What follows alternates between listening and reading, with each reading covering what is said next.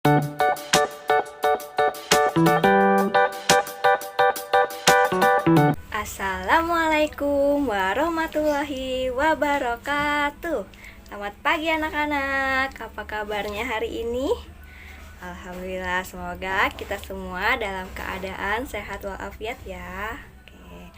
Nah, untuk absensi kehadiran kalian seperti biasanya Ibu minta kalian bisa absen melalui Google Form. Nanti linknya akan Ibu kirimkan di akhir pembelajaran ini ya. Baik. Nah, sebelum kita memulai pembelajaran kita pada hari ini, sebaiknya kita berdoa terlebih dahulu. Berdoa dimulai. Amin. Berdoa selesai. Masih semangat?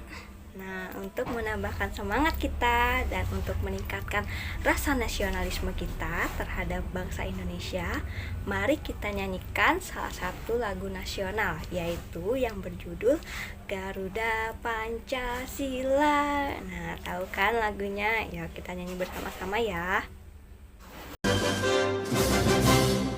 Garuda Pancasila, akulah pendukungmu, patriot proklamasi, sedia berkorban untukmu. Pancasila dasar negara, rakyat adil maupun sentosa, pribadi bangsaku. Ayo maju, ayo maju, maju, ayo maju, maju. Terima kasih anak-anak Ibu telah menyanyikannya dengan sangat bagus.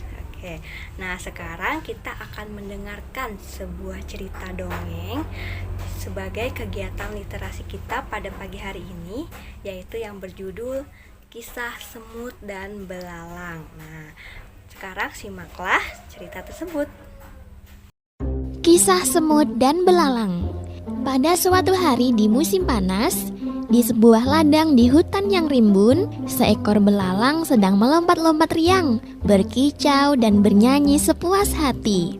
Pada saat itu, seekor semut lewat, membawa dengan susah payah butir jagung yang dia bawa ke sarangnya.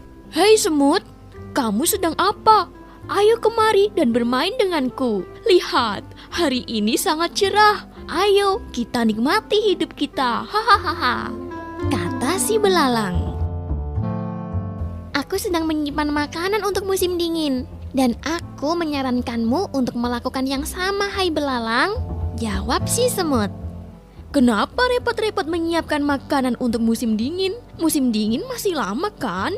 Lihat, banyak sekali makanan saat ini. Ini tidak akan habis, semut. Tapi semut tidak memperdulikan ajakan si belalang. Dia melanjutkan perjalanan dan melanjutkan kerja kerasnya. Sementara itu, belalang kembali bernyanyi dan memainkan violinnya. Ketika musim dingin tiba, belalang mendapati dirinya lemah karena kelaparan. Sementara itu, semut-semut terlihat berbahagia dan bersenang-senang. Mereka membagikan setiap hari jagung dan biji-bijian dari lumbung makanan yang mereka kumpulkan di musim panas. Selesai. Nah, sekarang Ibu mau bertanya. Ada yang tahu nggak apa ya judul cerita yang telah kita dengar tadi? Ada yang tahu? Coba angkat tangannya. Ada yang tahu? Iya benar. Jadi judul cerita yang kita dengar tadi yaitu Kisah Semut dan Belalang. Nah, kemudian Ibu mau nanya, apa pesan yang terkandung dalam Kisah Semut dan Belalang? Apa ya? Iya benar, jadi pesan yang terkandung dalam Kisah Semut dan Belalang yaitu kita diajarkan agar kita selalu bekerja keras supaya kita mendapatkan kesuksesan di masa yang akan datang. Iya benar sekali jawabannya. Berarti kalian telah mendengarkan dan menyimak ceritanya dengan baik. Apakah ada yang masih ingat pembelajaran kita yang lalu? Ayo, apa yuk? Iya benar, belajar Garuda Pancasila, lambang-lambang sila Pancasila, kemudian tentang lambang pramuka, kemudian apa lagi? Tentang bangun datar. Ya, berarti masih ingat ya. Nah, hari ini kita akan belajar tema 8, Prajamuda Karana, subtema 3, Aku suka bertualang, dengan pembelajaran 1 dengan 6 tujuan pembelajaran. Nah, tujuan pembelajarannya yaitu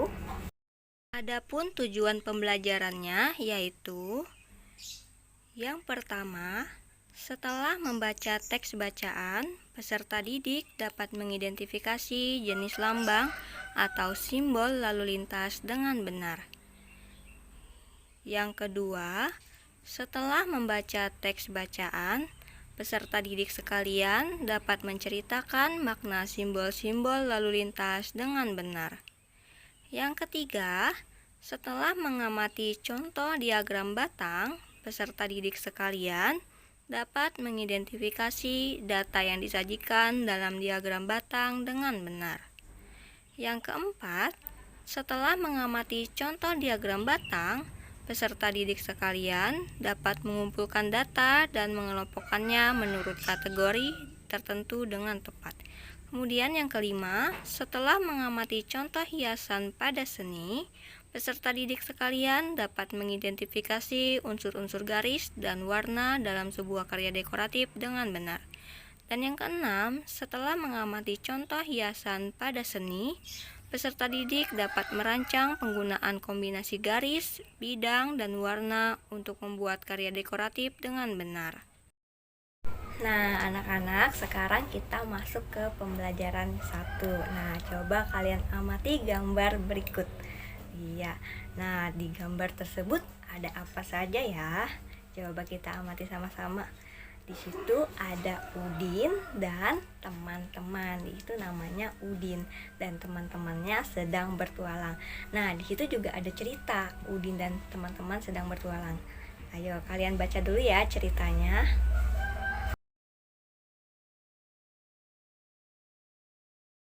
Oke, terima kasih ya. Nah, di situ Udin dan teman-teman juga memperhatikan keadaan lalu lintas, dan pada saat menyeberang mereka juga memperhatikan rambu-rambu lalu lintas. Nah, apa saja rambu-rambu lalu lintas yang terdapat di gambar tersebut? Coba kita perhatikan. Di situ ada gambar tanda S dicoret atau S silang. Ayo, itu tandanya apa ya? Artinya, ada yang tahu? Artinya dilarang stop atau dilarang berhenti. Kemudian ada gambar apa lagi ya? Ada tanda hati-hati. Yang tanda seru itu artinya tanda hati-hati. Kemudian tanda apa lagi? Tanda P dicoret. Itu tandanya apa ya? Artinya dilarang apa? Dilarang parkir. Nah, kemudian ada tanda apa lagi? Tanda zebra cross. Ya, tanda zebra cross itu digunakan untuk penyeberang jalan kaki. Kemudian yang terakhir ada tanda lampu merah, lampu kuning, lampu hijau. Itu tanda apa? Tanda lampu merah atau tanda lampu lalu lintas. Ya. Nah, tahukah kalian apa saja contoh dari rambu-rambu lalu lintas? Jadi ternyata ada beberapa jenis rambu-rambu lalu lintas loh. Yaitu yang pertama, rambu larangan.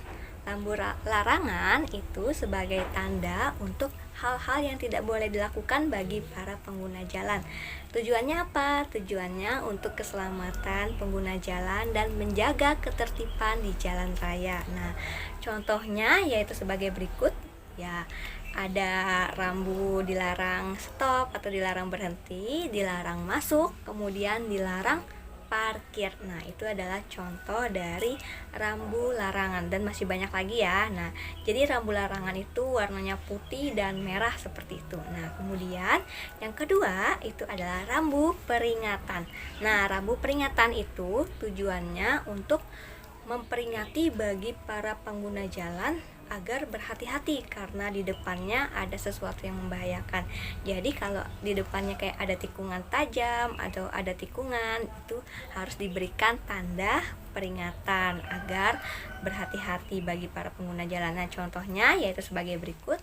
Ada rambu tikungan ke kiri, tikungan ke kanan, dan tikungan tajam, dan masih banyak lagi ya. Nah, itu tadi adalah rambu peringatan. Yang ketiga ada rambu perintah. Nah, rambu perintah ini adalah rambu di mana berisi perintah bagi para pengguna jalan untuk wajib dipatuhi. Nah, contohnya itu yang sebagai berikut. Nah, ini adalah rambu perintah, rambunya warna biru ya. Nah, itu wajib mengikuti arah ke kiri, kemudian wajib mengikuti arah ke kanan. Nah, itu adalah rambu perintah, dan masih banyak lagi ya contohnya. Nah, itu tadi adalah rambu-rambu, macam-macam rambu. Nah, kemudian ada yang ditanyakan, sampai di sini anak-anak ibu paham? Paham ya? Sekarang kita lanjutkan. Nah, di sini Udin dan teman-teman melaporkan catatan hasil perjalanan. Jadi laporan tersebut berisi banyaknya bendera yang ditemukan. Nah, di sini terdapat tabel laporan, yaitu tabelnya di kolom pertama itu terdapat nomor urutan, kemudian di kolom kedua itu terdapat jenis bendera, ada merah, kuning, hijau. Kemudian di kolom yang ketiga itu ada banyak bendera yang ditemukan, itu isinya adalah simbol seperti garis-garis ini, itu dinamakan dengan turus. Nah, kemudian yang di kolom keempat itu berisi ditulis dalam bilangan. Nah, jadi banyaknya bendera yang ditemukan tadi bisa kita tulis juga dengan bilangan atau bisa juga dengan turus. Nah, kemudian laporan tadi bisa juga kita sajikan dengan diagram. Nah, ini dia diagram batangnya. Nah, pertama-tama dalam membuat diagram batang kita harus membuat dia garis tegaknya dengan garis mendatarnya. Nah, di garis mendatar kita isi dengan jenis bendera, yaitu ada merah, tadi kuning, hijau. Kemudian di garis tegaknya kita isi dengan banyaknya bendera yang ditemukan atau dengan angkanya. Kemudian kita tarik angka bendera merah tadi ada berapa? Ada 4. Nah, kemudian angka 4 kita tarik ke merah, kemudian kita bentuklah diagram batangnya. Kemudian bisa kita warnain sesuai dengan jenis benderanya. Kemudian bendera kuning tadi ada berapa? Ada 7. Nah, jadi angka 7 kita tarik ke bendera kuning. Kita buatlah diagram batangnya, kemudian kita warnai. Kemudian warna hijau. Warna hijau ada 4. Jadi ada 3. Nah, jadi angka 3 kita tarik, kemudian kita arahkan ke hijau. Nah, kita buatlah diagram batangnya. Jadi seperti itu cara membuat diagram batang. Oke. Sampai di sini anak-anak ibu paham? Paham ya? Oke. Nah, kemudian kita lanjutkan perjalanan Udin dan teman-teman. Nah, di perjalanan Udin dan teman-teman di jalan raya banyak menjumpai kendaraan. Mereka juga melihat di setiap kendaraan diberi hiasan seperti berbentuk titik dan juga ada yang berbentuk garis, itu agar lebih menarik. Nah, hiasan yang ada di kendaraan itu ada yang berbentuk titik dan ada yang berbentuk garis ya. Nah, kemudian sekarang kita belajar titik dan garis. Nah, hiasan pada benda seni ada berbagai bentuk. Ada hiasan berbentuk titik dan juga ada hiasan yang berbentuk garis. Nah, ini dia contoh hiasan yang berbentuk titik. Kemudian ada juga contoh hiasan yang berbentuk garis. Oke, nah sampai di sini paham ya? Oke. Nah, kemudian di sini ada latihan yang bisa kalian kerjakan di rumah. Latihannya yaitu yang pertama, muatan bahasa Indonesia. Tugasnya adalah rambu-rambu lalu lintas, kemudian kalian bisa mengartikan apa arti rambu-rambu tersebut. Kemudian latihan yang kedua yaitu muatan matematika. Ini tugasnya. Kemudian latihan yang ketiga yaitu muatan SBDP. Nah, di situ kalian membuat atau mewarnai atau membuat garis dan titik di mobil tersebut dengan sekreatif kalian ya. Oke. Nah, sampai di sini paham? Oke, nah Apabila ada yang tidak dimengerti tentang materi tersebut atau tugasnya, kalian bisa tanyakan ke ibu melalui WA grup ya. Oke? Baiklah anak-anak, pembelajaran kita hari ini telah selesai dan kalian telah mengikuti pembelajaran dengan baik dan penuh semangat juga, walaupun kita hanya belajar dari rumah. Nah, sekarang apa saja yang kita pelajari hari ini? Mari kita simpulkan bersama-sama. Yuk, yang pertama kita telah mempelajari apa? Mempelajari rambu-rambu lalu lintas. Ada berapa jenis rambu-rambu lalu lintas? Ada rambu larangan, kemudian ada rambu peringatan, dan ada rambu perintah, dan masih banyak lagi ya. Nah, itu tadi adalah rambu-rambu lalu lintas. Kemudian apa lagi? Kita telah belajar diagram batang, telah mencatatkan laporan perjalanan Udin dan teman-teman dengan diagram batang. Kemudian yang ketiga apa lagi? Kita telah mempelajari titik dan garis. Oke, pintar, bagus. Tepuk tangan. Nah, anak-anak sekalian, kita harus mematuhi rambu-rambu lalu lintas agar kita dan para pengguna jalan itu merasa aman, tertib, dan tidak menimbulkan kecelakaan. Nah, apabila kita tidak tertib, tidak mematuhi rambu-rambu lalu lintas, maka itu akan mengakibatkan hal-hal yang tidak diinginkan seperti kecelakaan. Oke, nah sebelum kita mengakhiri pembelajaran, alangkah baiknya kita berdoa terlebih dahulu. Tadi kita awali dengan doa, kemudian kita akhiri juga dengan doa. Ya, agar pembelajaran kita hari ini bermanfaat serta diberkahi oleh Allah Subhanahu wa taala. Berdoa dimulai. Amin. Berdoa selesai. Oke, baiklah anak-anak, pembelajaran kita hari ini telah selesai. Ibu akhiri dengan Assalamualaikum warahmatullahi wabarakatuh. Selamat pagi.